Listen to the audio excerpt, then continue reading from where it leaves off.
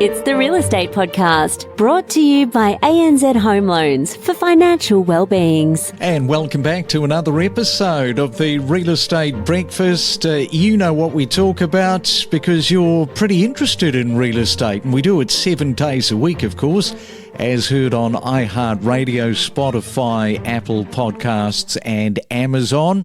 And how hard is buying in Sydney right now, and how many people have decided just to alleviate that whole process, that whole nightmare of trying to buy a property in Sydney, and have decided to move to Melbourne?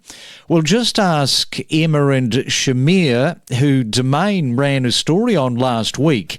And in the story, they were saying that they are renting or were renting a 2-bedroom apartment in Sydney's CBD, $800 a week, describing it as very expensive, all the while trying very hard to save for their own property. But the rent kept on increasing, kept on knocking them back. Hardly surprising when you look at Sydney's median house price, 1.627 at the moment, compared to Melbourne's 1,032,000. I mean, that is a difference of $595,000.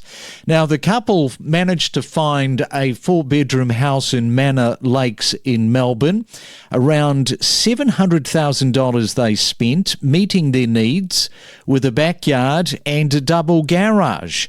Sydney prices are expected to rise by between 6 to 8% by the financial year of 2025, while Melbourne's increase is projected much lower at between 0 and 2%, making Melbourne a much more affordable proposition and option for home buyers.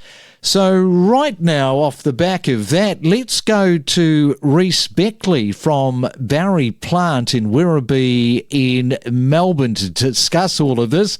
And a very good morning to you, Reece. Welcome to the Real Estate Breakfast this morning. Thanks very much, Craig. Thanks for having me on. So that's about the size of it. We'll get to those numbers in just a moment. But first, Werribee. Now, this is a suburb in Melbourne, and if you've never been to Werribee and you're wondering where that is, it is 32 k's southwest of Melbourne CBD, with a population, Reece, of about 50,000 people. Is that right? That's exactly right, yeah. So it's one of the fastest growing municipalities at the moment within Victoria. Yeah, so Werribee, we'll discuss Werribee in just a moment, but this article, you were featured in this article just talking about how many of these Sydney buyers, and I think you've been seeing them over the years, but none more so than right now. So tell us a little bit about that. Yeah, absolutely. We're definitely seeing a lot of our Sydney buyers coming into the area, and obviously it's got a huge amount to do with affordability. I mean, as you mentioned, the median sale price in Sydney now is astronomical. For those younger generations, you know, somewhere between the age of 25, 35, first home buyer marketplace, it's just not viable for them to enter the Sydney market. And if they relocate to the west of Melbourne, Werribee, City of Wyndham, you are picking up a 4-bedroom, 500 square metre block, great family home for around that 700,000 mark.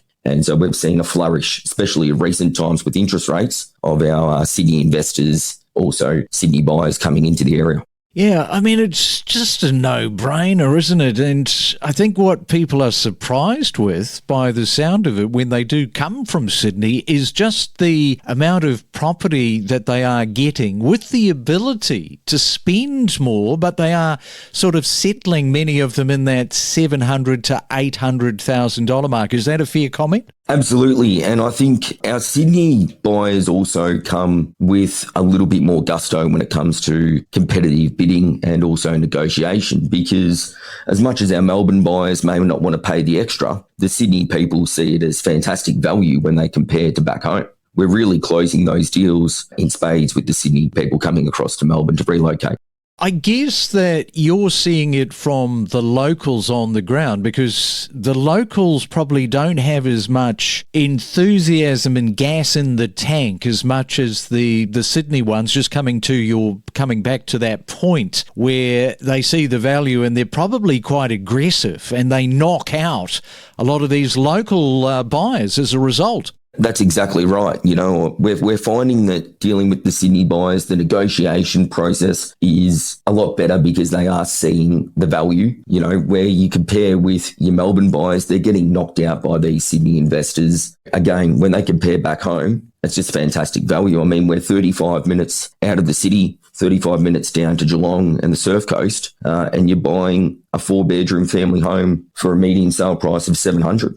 And what about those days on market? Is the turnaround on those properties as a result of these buyers going out the door pretty quick? Absolutely. I mean, we're seeing a lot of Werribee is predominantly a private sale marketplace, but we are experiencing at the moment around about 22 to 25 days as a median days on market. So they're not lasting long at all. And you were just telling me off air that your percentage with the auctions is hovering around the 50% mark as a result of those private sales. Absolutely. So the City of Wyndham, and it was reported by Domain for the first quarter of 2024, showed an auction clearance rate of 51.5%. So what we're seeing out here in the Western Corridor is that we are predominantly a private sale marketplace, with many of our buyers, first home buyers, looking to enter at an affordable range. We have a lot of cultural diversity as well.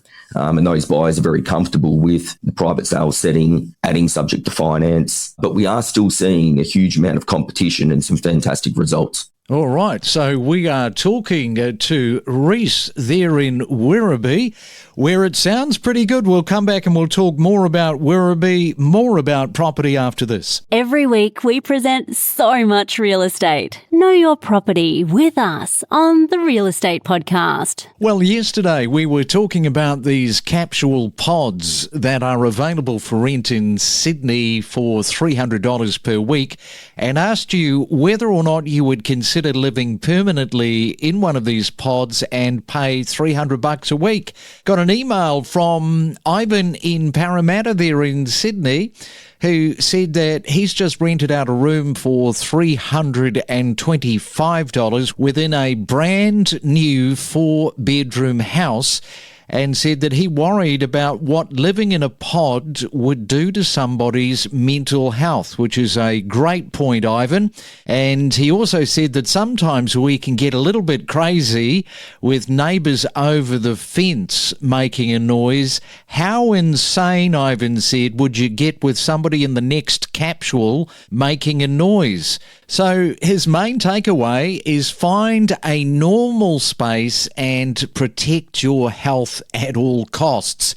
And it did make me think about these kitchlets that we have featured before, you know, these little small spaces that have the shower and the toilet next to the kitchen, hence the name of the kitchlet. And these are probably starting to look quite good compared to a capsule.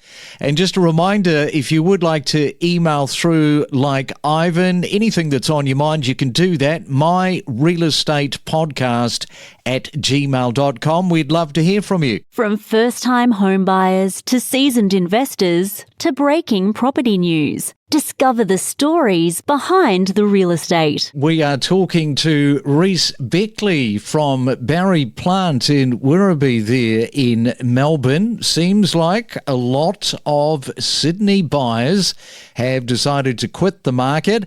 And yes, if you have a look at that price between the two markets, as I mentioned, $595,000, it is an awful lot of money that you are saving, and getting a bit of land, getting a double garage as we talked about, and space to sort of move around in. Now, Reece, I just wanted to talk to you about the property tax. Now, what's been happening over the last couple of months with Victoria's new land tax? They say it could drive landlords out of the state, some commentators are saying. So what are you sort of seeing on the ground? Look, we are seeing some of our landlords, partly due to the land tax and also due to just general, I suppose, living expenses, potentially look to pull out of the market. But at the same token, we're also seeing those interstate investors. So it's not just Sydney-siders coming in to relocate. They're also looking at our real estate for an investment to become a landlord. And that's got to do a huge amount with our affordability. So when you weigh up the affordability to enter the market versus what they're seeing in Sydney, obviously we are still getting great demand through our investor marketplace. Now, for those people that are tuned in, why Werribee? Here you go. Here's your chance. Reece, why should people buy in Werribee? What has Werribee got going for itself? Well, look, Werribee itself, it's a huge growth corridor. I think I mentioned before, it's one of the fastest growing areas in Victoria at the moment, the city of Wyndham as a whole. But when you look at where it's located, we are 35 minutes to Melbourne CBD. And then if you head the other direction, we're 35 minutes to Geelong and the Surf Coast with all the beaches down at Bells Beach and Torquay. So it's a fantastic location. It's very young, community-based, a lot of young families, a lot of diversity. It's a very vibrant community and the affordability certainly helps to set up your family. Yeah, so you talk about the young families and talking about that diversity. Who else is buying in the region? Yeah, look, we have a huge diversity. So there's a huge Muslim and Indian community in the area. So the area is very, very broad spectrum, which is fantastic. We have an array of different cultures and different food scenes throughout the community as well. Those communities are absolutely thriving within our area. And as a result, it's pushing our prices up. So we are seeing the area evolve, to the point that sometimes the area is growing at a very, very rapid rate. It's hard to keep up, but we try our best. And just in terms of transportation, just over 30 minutes outside of the CBD, most people will say, well, for a metro city, that's nothing. But what's happening in terms of public transportation to get you into the city? Yeah, so we've got a V line and a metro. The metro will take you straight into the city. There's also a V line which will go straight from the Manor Lakes, Wyndham Vale. There's another fresh suburb as the area expands in Melbourne, where there's a proposed new train station which will interconnect into the city also. There's an array of different options for those new communities. Now, before I let you go, I know that first-time buyers are probably saying, hey, don't forget to ask about the unit median price in Werribee. So let's do that, because we've been talking about the houses, $700,000 to $800,000. What can you buy in Werribee, both new and also existing units? Absolutely. So, look, the median sale price for, say, a two-bedroom unit in Werribee probably sits around about the $430,000 mark. So it is very, very affordable if you're looking at something established. If you're looking at something a little bit younger, you might maybe step it up to $450,000. We also have units. Watton Street, the main street of Werribee, is starting to evolve at the moment. The CBD of Werribee has been rezoned as an activity zone, where you can build up to 7 stories. So they're trying to redevelop it into more of a small type city vibe. We're seeing a lot of high-rise apartments kind of being constructed. So it really is taking off. All right. And who would you like to say a good morning to, a shout out to, your team there in Werribee? Absolutely, yeah. The Barry Plant Werribee City of Wyndham team, Rick and Donald and Mafid and the boys. Absolutely. All right. Well, thank you for joining us this morning on the Real Estate Breakfast, Reece. Good luck there in Werribee. Thanks very much, Craig. Appreciate it. From interest rates rising, a shifting landscape, rentals running hot, clearance rates, a tight rental market, we cover it all every morning from 6 a.m. on the Real Estate Breakfast. Income stability, or how you're going to show that that is something that you've got and is ongoing. Obviously balancing that income with expenses, or what are your ongoing liabilities and how are they factored in. Perhaps step over some of those common ones that people face during during the mortgage application process in particular? Being able to work through options like family guarantees or the government schemes, or potentially lenders that don't need as much of a deposit as others, is also a really good option. And the other would be probably job security. We've seen a lot after COVID that people are changing roles, or in the times at the moment, potentially they've needed new jobs. So being able to work through if someone's changed roles. We connect you to the best real estate information across Australia. The Real Estate Podcast.